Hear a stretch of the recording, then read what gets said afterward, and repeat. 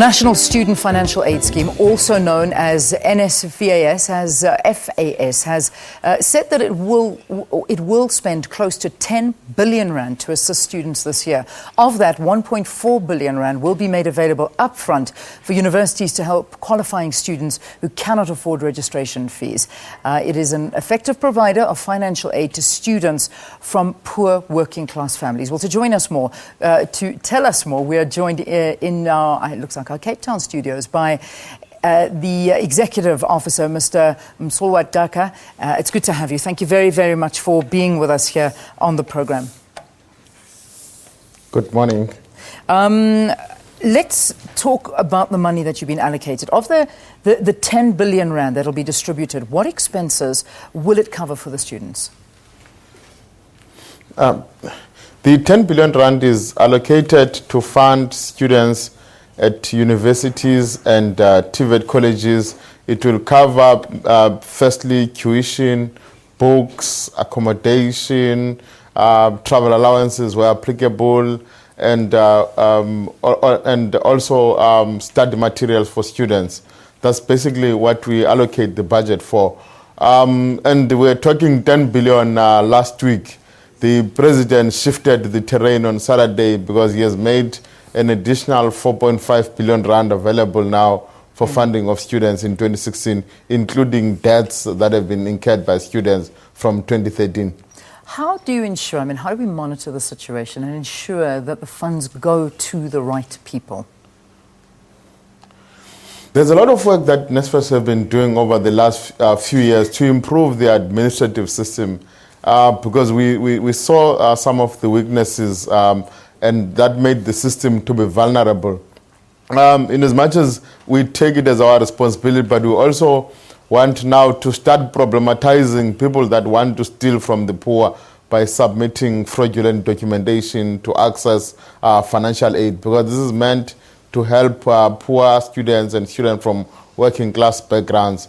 As NSFAS, our responsibility is to build robust and strong administrative system and to make sure that the assessment gives money to the students that really are in need. I know that you've also introduced an online registration system. Is this obviously being introduced to make things a lot more convenient for those wanting to apply? It definitely, part of the online and centralized application system for financial aid was piloted in 2014 to ensure that we have a central system that can be controlled by NSFAS, that would make it easy for students, but also to give certainty to students early enough in the process, because we wanted students to know before they actually register whether they are funded or not, so that when they go to university, they are not in doubt anymore. We also, as part of that change process, introduced a system where students were now funded for a qualification, that they don't have to come every year to start applying in the system. And we're beginning to roll out the new system because we have now stabilized it. It's working at a few universities and few colleges. And this year we're rolling it out more at the TVET colleges. And next year we'll start with the universities again. Yeah. Let's talk about this 1.4 billion rand that is going to be made available upfront for universities to help qualifying students who cannot afford registration fees. Talk us through how this is going to help and work. Part of the discussions we had with university managers, the department and the minister last year was that universities had agreed that they are not going to charge upfront registration fees for students who qualify for NSFAS. But at the same time, we understood that that will mean that there is pressure on the universities to start providing allowances to students. For instance, students, when they register this week, next week classes might start. They need to have books and all those things.